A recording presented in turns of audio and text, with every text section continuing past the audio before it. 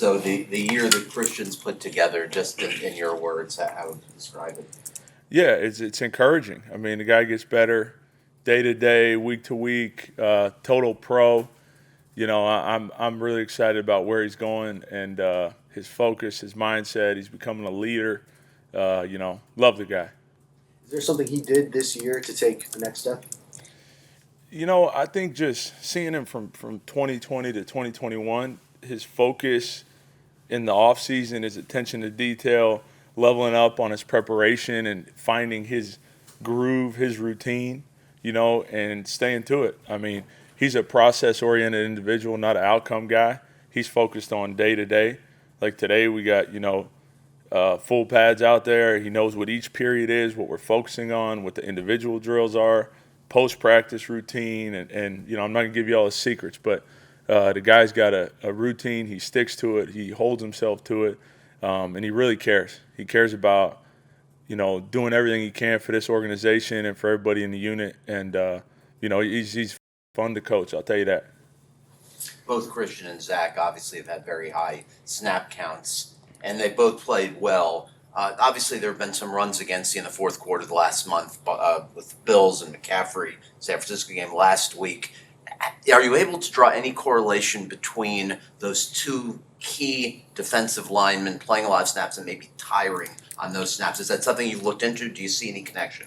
Absolutely not. No, not at all. I mean, those guys are in great shape. We got a unit that we feel great about, and I trust those guys. I know those guys. That's not an excuse for any reason why those things broke out. Austin, we know guys want to win badly, and you guys are in I don't know if you say desperate situation, but whatever.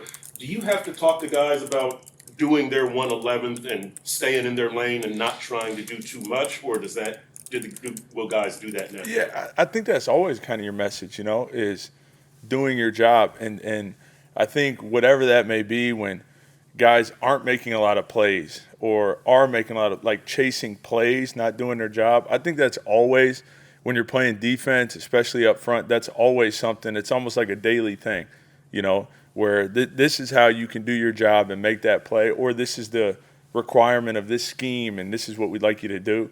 I think that's kind of always how we coach, not so much now more than ever. I think that's honestly, these guys would tell you, especially with me, that's every day, every drill, every play.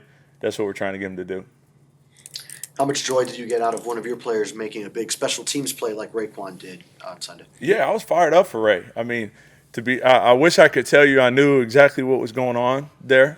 You had to talk to Danny, but when those guys are out there, we talk about all the time what a critical moment it is, whether it's that field goal block, and I was fired up for Ray because he's been working really hard, and we've seen him get better throughout the last, I'd say, week or two for sure in practice, to go out there, and then that will translate into sparking him on defense, which it did later on a counter play. So I was really happy for him.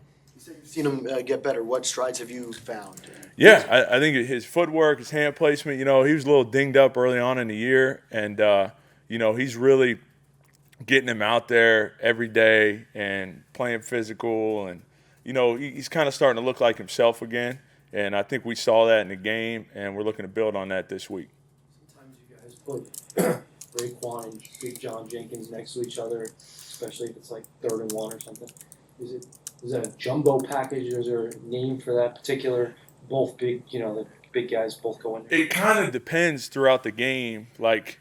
You mentioned when certain guys are in or giving guys blows. It could kind of happen at a bunch of different moments. It's not so much just 3rd and 1 and no, to answer your question, no. Usually, yeah, one of them goes in, the other one thinks they're coming out sometimes, but no, not at all. And honestly, Jank has made some strides this year too, and really been good for Raekwon as a vet in the room, and like what they're doing.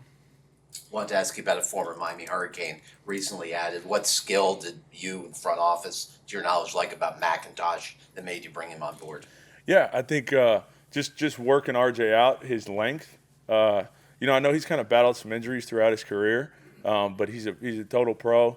He comes to work every day. We've only had a couple weeks with him, but uses his hands well, moves well laterally, and excited about where he's going.